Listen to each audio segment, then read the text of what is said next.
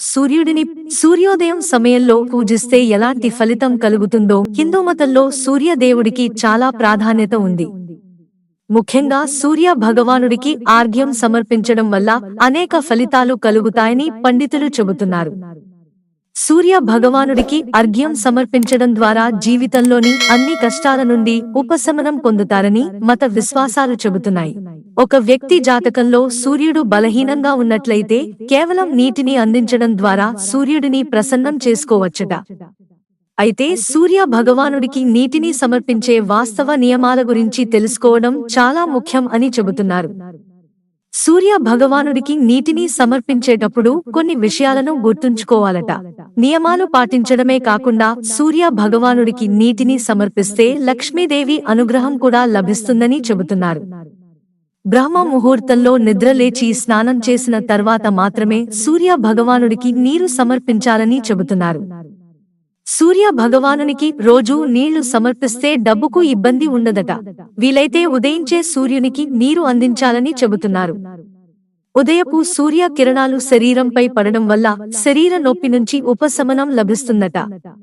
అలాగే వ్యాధుల నుండి కూడా ఉపశమనం పొందడానికి ఉదయించే సూర్యునికి నీటిని సమర్పించాలని చెబుతున్నారు. సూర్య భగవానునికి అర్ఘ్యం సమర్పించిన తర్వాత 3 సార్లు ప్రదక్షిణలు చేసి భూమి పాదాలను తాకాలట. ఈ సమయంలో మంత్రాన్ని జపించండి. మంత్రం ఓం సూర్యాయ నమః. అలాగే సూర్యుడికి అర్ఘ్యం సమర్పించేటప్పుడు మీ 2 చేతులను మీ తలపైకి లేపి నీటిని సమర్పించాలి. సూర్య భగవానుడికి నీరు సమర్పించడం వల్ల కలిగే మరో ప్రత్యేకత ఏమిటంటే నేరుగా నవగ్రహాల ఆశీస్సులు అందుతాయట. వీలైతే ఎరుపు రంగు దుస్తులు ధరించి ఆపై సూర్య భగవానుడికి నీటిని సమర్పించడం మంచిదని పండితులు చెబుతున్నారు.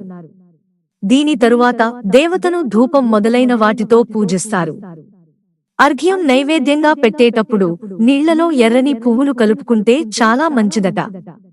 సూర్య భగవానుడికి ఎప్పుడూ ఉదయం పూట మాత్రమే నీటిని సమర్పించాలని చెబుతున్నారు.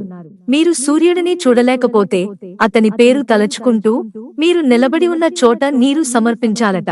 దీనివల్ల కూడా ఎంతో ప్రయోజనం ఉంటుందని చెబుతున్నారు.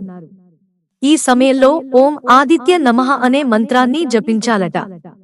మీరు ఓం ఘృణి సూర్యాయ నమః అని కూడా జపించవచ్చని పండితులు చెబుతున్నారు.